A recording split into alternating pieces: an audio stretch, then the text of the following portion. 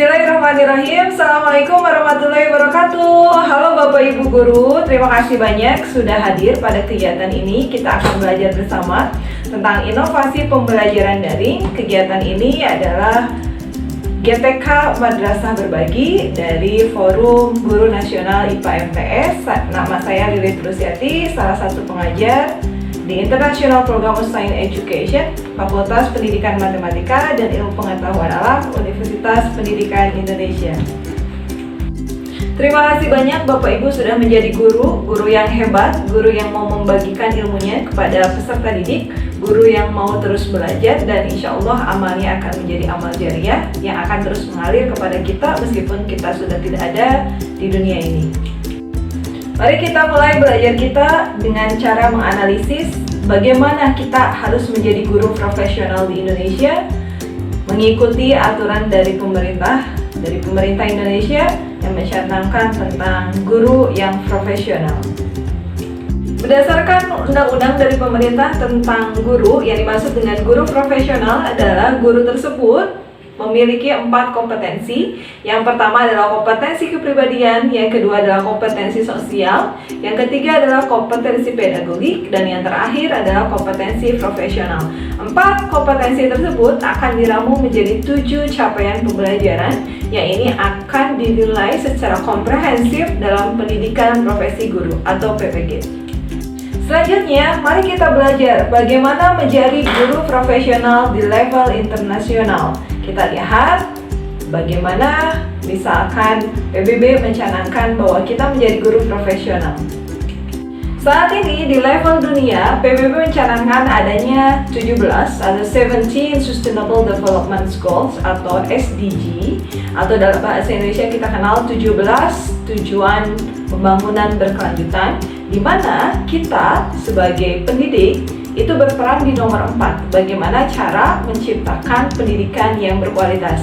Dan ini akan berhubungan dengan 16 tujuan yang lain, sehingga anak didik kita, generasi masa depan, itu akan menjadi generasi yang dapat melihat dunia ini secara berkelanjutan. Dan belajar itu tidak hanya di kelas, tapi nanti ada efeknya bagaimana peduli terhadap lingkungan dan lain sebagainya. Tujuan nomor 4 yaitu Quality Education, tentang pendidikan berkualitas. Ini akan diturunkan dengan istilah namanya ESD atau Education for Sustainable Development. Bagaimana pendidikan bisa mengajarkan atau mentransfer kepada anak didik kita untuk melihat keberlanjutan. Dan ini di universitas saat ini sedang menjadi tren penelitian. Bisa di S1, S2, atau S3 dikembangkan bagaimana mengkonstruksi pembelajaran dalam semua subjek pembelajaran yang menghadirkan tentang pendidikan yang berkelanjutan. Sekarang pertanyaannya pada diri kita, bagaimana kita cara meningkatkan profesionalisme diri kita? Pada saat ini, digital itu sangat dekat dengan diri kita, dengan sekolah, dengan anak didik kita, dengan peserta didik, terutama pada masa pandemi ini kita dituntut untuk lebih mengenal tentang era digital, era teknologi. Salah satunya adalah strateginya untuk meningkatkan profesionalisme kita adalah kita mau belajar, kita mau mengadaptasi teknologi yang saat ini sedang muncul, kita mau belajar sedikit-sedikit berubah untuk mengenal teknologi, dan era teknologi dan digital tersebut dapat kita manfaatkan dalam pembelajaran. Sebagai guru, kita tidak lepas dengan perangkat pembelajaran yang kita kembangkan untuk 1 semester atau per KD. Kita ada 5 perangkat pembelajaran. Yang pertama adalah RPP, yang kedua adalah bahan ajar, yang ketiga adalah media ajar, yang keempat adalah LKPD, dan yang kelima adalah evaluasi. Dan di era pandemi ini kita bisa ditambahkan dengan salah satunya lagi, yaitu dengan video pembelajaran. Kita mulai dengan RPP. Bagaimana kita menggabungkan teknologi atau digital dalam lesson plan kita, dalam RPP kita, sehingga kita akan blended learning. Oleh karena itu, maka kita bisa menambahkan teknologi. Misalkan ketika sinkronus, kita memasukkan untuk Zoom Meetings atau Google Meet. Untuk asinkronus, kita bisa masukkan Google Classroom, Edmodo, Schoology, Sekolah.id. Untuk construct lesson plan-nya atau RPP-nya kita bisa edit dengan template yang ada di Canva, dan juga kita bisa berbagi di Guru Berbagi. Selanjutnya adalah bahan ajar atau handout, atau kita menyebutnya buku pegangan untuk peserta didik. Mari kita coba bagaimana dokumen tersebut kita rubah menjadi digital. Misalkan kita sudah dibuat Word, kemudian di-save ke PDF, kemudian kita masukkan ke online, ya, anyprip.com dan pub.html, itu akan menjadi flipbooks atau digital. Nanti kita linknya berikan kepada peserta didik sehingga peserta didik bisa membukanya dengan flipbooks di handphone atau di laptop. Kemudian kita bisa membuat personal website kita atau personal blog.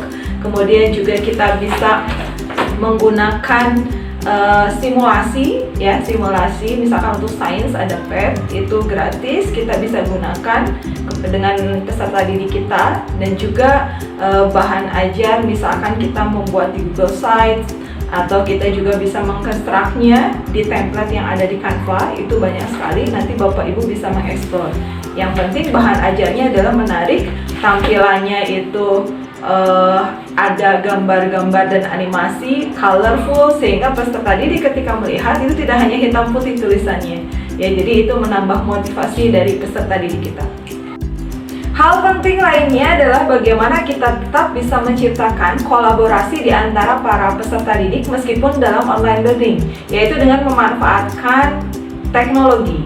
Yang biasa saya gunakan yaitu dengan memanfaatkan fitur yang ada di Google, misalkan Google Jamboard, kemudian membuat LKPD-nya, kemudian di-share linknya kepada email peserta didik kita, atau share link dengan link yang bisa diakses oleh peserta didik kita. Kemudian juga kita bisa menggunakan Google Sheet seperti Excel tapi ini online. Kemudian kita bisa menggunakan Google Doc, ini seperti Word tapi online, bekerja bisa bersama. Kemudian juga kita bisa menggunakan Google Slide seperti PPT.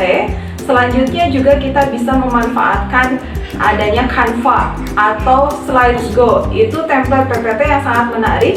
Jadi kita bisa mengeksplorasi tampilan presentasi kita, LKPD kita dengan menarik.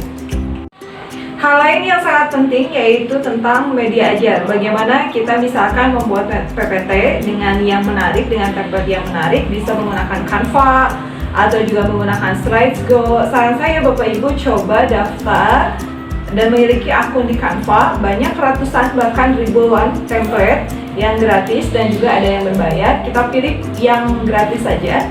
Kemudian juga kita bisa membuat animasi dengan Animaker, kemudian dengan Powtoon, atau juga untuk memfasilitasi peserta didik kita yang audio, yang gaya belajarnya audio, kita bisa membuat podcast dengan Audacity dan Anchor FM. Kemudian juga kita bisa memanfaatkan misalkan yang ada di Google Play Store, itu dengan misalkan dengan untuk planet, untuk mengidentifikasi nama ilmiah dari tanaman. Kemudian juga iNaturalis, itu ada untuk tanaman dan untuk hewan. Dan juga ada misalkan hal-hal lain yang kita bisa sampaikan, misalkan kita memanfaatkan teknologi dan juga aplikasi yang free untuk peserta didik kita. Yang terakhir, biasanya kita juga mengembangkan alat evaluasi. Sekarang bagaimana Bapak Ibu mencoba untuk menggunakan alat evaluasinya dengan penggabungan teknologi, dengan memanfaatkan aplikasi-aplikasi yang gratis dan bisa dimanfaatkan untuk pembelajaran. Misalkan kita membuat tes di Google Form, atau kita membuat tes di Quizizz atau Kahoot atau juga Plickers. Dan juga Bapak Ibu bisa dicoba. Sekarang itu barcode ada di mana-mana. Kita bisa menemukan barcode di tempat makan, di tempat belanja, dan juga undangan pernikahan juga ada barcode. Jadi semuanya ada barcode, bayar juga dengan barcode. Barcode ini bisa juga dimanfaatkan untuk membuat tes. Jadi Bapak Ibu bisa membuat barcode, dimasukkan tesnya, kemudian nanti tes itu akan menjadi barcode, kemudian nanti peserta didik minta untuk men-scan barcode itu dan nanti akan muncul tesnya. Jadi semangat untuk tetap menambahkan teknologi dalam semua perangkat pembelajaran kita. Pandemi ini memberikan kesempatan kepada kita untuk lebih dekat, lebih mau belajar lagi tentang teknologi, sehingga kita bisa membuat video pembelajaran. Ini adalah salah satu fasilitas kita sebagai pendidik, sebagai guru. Jika ada dari peserta didik kita yang sinyalnya tidak bagus ketika misalkan online learning atau tidak bisa menyimak dengan baik karena terbatasnya kuota. Oleh karena itu, maka kita sebagai guru bisa membuat video pembelajaran yang nanti bisa di-share ke kanal YouTube Bapak Ibu atau juga di-share ke WhatsApp grup anak-anak kita, sehingga anak-anak kita, peserta didik kita bisa menyimak lagi, menonton lagi dari materi yang kita sampaikan di kelas online. Kita bisa bagaimana memotong video, kemudian kita bisa men-save dari video yang ada di YouTube untuk bisa menjadi tambahan dari pembelajaran kita, atau kita juga mengkonstruksi dengan screen Case-O-Matic atau juga dengan KineMaster yang ada di handphone, atau juga saya biasanya menggunakan Filmora karena editingnya itu bisa di laptop, jadi lebih besar. Jadi Bapak Ibu bisa berkreasi sehingga anak-anak peserta didik itu tetap termotivasi meskipun terbatas oleh sinyal ataupun karena pandemi, masih bisa melihat wajah dari Bapak Ibu sebagai guru dan senyum dari Bapak Ibu. Biasanya ketika kita sibuk dengan rutinitas kita sebagai pendidik, kemudian mengajar, kemudian administrasi di sekolah, belum kegiatan dan masalah yang ada di keluarga, kadang kita merasa capek dan lelah ya Bapak Ibu, karena kita manusia juga. Maka hari ini mari kita murnikan niat lagi bahwa yang kita lakukan, mengajar, menyampaikan ilmu kepada peserta didik adalah insya Allah kita niatkan ini karena Allah sebagai salah satu amalan ibadah kita. Dan kita diingatkan kembali dengan hadis yang menyebutkan bahwa sebaik-baik manusia adalah orang yang paling bermanfaat bagi orang lain. Kemudian ketika kita meninggal dunia, ketika seseorang meninggal dunia, maka terputuslah semua amalnya kecuali 3 perkara, yaitu sedekah jariah, ilmu yang bermanfaat atau ilmu yang dimanfaatkan, dan yang ketiga adalah doa dari anak yang soleh. Mudah-mudahan insya Allah kita sebagai pendidik ada peluang bagaimana ilmu yang dimanfaatkan ketika kita mengajarkan kepada peserta didik kita. Peserta didik kita itu awalnya tidak tahu menjadi tahu, kemudian peserta didik kita itu menyampaikan kepada teman-temannya atau juga disampaikan lagi kepada generasi berikutnya. Meskipun kita tidak ada di dunia, insya Allah pahalanya ikut mengalir kepada kita. Mudah-mudahan apa yang kita lakukan menjadi salah satu bagian dari amalan ibadah kita. Terima kasih banyak Bapak Ibu sudah berjuang, sudah hebat, menjadi guru-guru yang sangat hebat, yang menginspirasi dari peserta didik. Mudah-mudahan teladan Bapak Ibu akan menjadikan peserta didik kita itu menjadi sukses di dunia dan akhirat. Terima kasih banyak Bapak Ibu, mohon maaf lahir batin. Assalamualaikum warahmatullahi wabarakatuh.